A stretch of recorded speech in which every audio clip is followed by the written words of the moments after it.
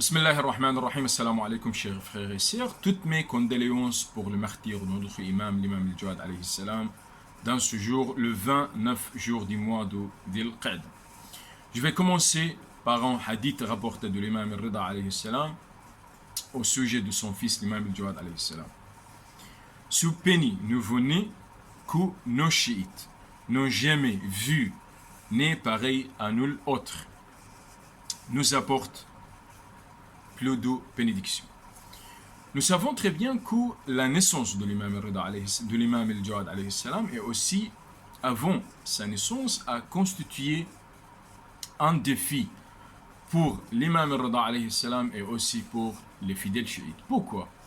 Parce que la longue période d'attente de ce nouveau-né qui a duré, alors l'imam al-Rida alayhi salam vécu jusqu'à 48 ans sans avoir aucun progéniture. Et donc, un doute s'est soulevé au sein des chiites. Est-ce que l'imam al-Rida n'aurait pas de progéniture? Qui va être l'imam après l'imam al-Rida? Et beaucoup de questions. Et aussi, c'est d'une part. D'autre part, et aussi après la naissance de l'imam al-Jawad alayhi salam, l'imam al-Rida alayhi salam commença à préparer le terrain pour l'imam de l'imam al-Jawad alayhi salam. Et dans l'année 203, l'imam al-Rida alayhi salam mourut et a érigé l'imam al-Jawad alayhi salam après lui. À cet an-là, l'imam al-Jawad alayhi salam avait 7 ans. Et donc, c'est l'autre défi qui s'est soulevé face aux chiites. Comment un petit garçon de 7 ans serait leur imam? Comment ce petit garçon va s'engager d'une grande responsabilité, c'est de diriger les affaires de la Ummah islamique. Alors, ce doute, la raison de ce doute, c'est parce que les chiites étaient ignorants de la valeur de l'imam. L'imam s'est érigé par Allah subhanahu wa ta'ala, par un ordre divin. Et donc, il faut obéir à cet ordre divin sans faire aucune controverse, sans faire aucune contestation à ce propos. L'imam al-Jawad alayhi salam est pour prouver sa valeur, pour prouver son imama, a fait beaucoup de miracles.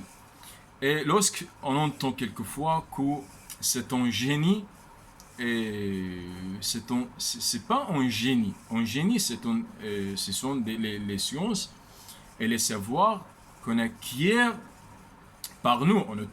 On étudie et on peut acquérir beaucoup de sciences et de savoirs et donc nous avons un génie. Non, c'est pas un génie. C'est le savoir accordé par Allah subhanahu wa ta'ala à l'imam infaillible, parce que la responsabilité de diriger l'Ummah islamique, c'est une grande responsabilité. Concernant le point de diriger l'Ummah islamique dans ce petit âge, le prophète Mohammed sallallahu alayhi wa alayhi a fait face à ce problème lorsqu'il a choisi l'imam Ali alayhi salam, alors que l'imam Ali n'avait que 10 ans d'être son soutien. Aussi, le prophète Mohammed sallallahu alayhi wa alayhi, dans un autre essai, a assigné Osama ben Zayd de diriger l'armée qui était dirigée pour combattre les Romains, alors que Osama ben Zayd était encore jeune. Alors, cette mentalité arabe qui était jusqu'à maintenant, c'est une mentalité figée qui n'accepte pas qu'un petit garçon dirige les affaires de la Ummah islamique. L'imam al-Jawad alayhi salam a un jour, et pour prouver son imama et sa science, a pu répondre sur 30 000 questions dans des branches différentes de d'histoire, de science, de fiqh, de dogme, histoire de religion, parce que son savoir, la source de son savoir, c'est ce que Allah subhanahu wa ta'ala lui accorde. Aussi, pour revenir à notre question, Isa alayhi salam, le prophète Isa et le prophète Yahya, ce sont deux exemples concrets. Isa alayhi salam, Allah subhanahu wa ta'ala lui a accordé la prophétie, donc il était dans le perso.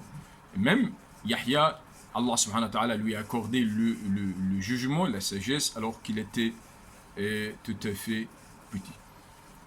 Et si l'imam al-Jawad alayhi salam n'était pas capable de répondre sur les questions qu'on pose à lui, par exemple, nous allons voir que les livres des mukhalifines, des ennemis des Ahlul Bayt alayhi salam, regorgent de faits qui contredisent son savoir et sa science. C'est un petit aspect de sa noble vie. Ce que je veux dire aussi, c'est son martyr. Comment il mourut. En 3 points, son martyr se ressembla au martyr de l'imam al-Hussein alayhi salam. Tout d'abord, il mourut éloigné comme l'imam al-Hussein alayhi salam, parce que nous savons que la famille d'Ahlul Bayt alayhi salam, c'est à Médine. Et donc, lorsqu'il mourut à Bagdad, c'est loin de sa famille. Aussi, il reste 3 jours sans qu'on puisse faire le pain mortier sur lui.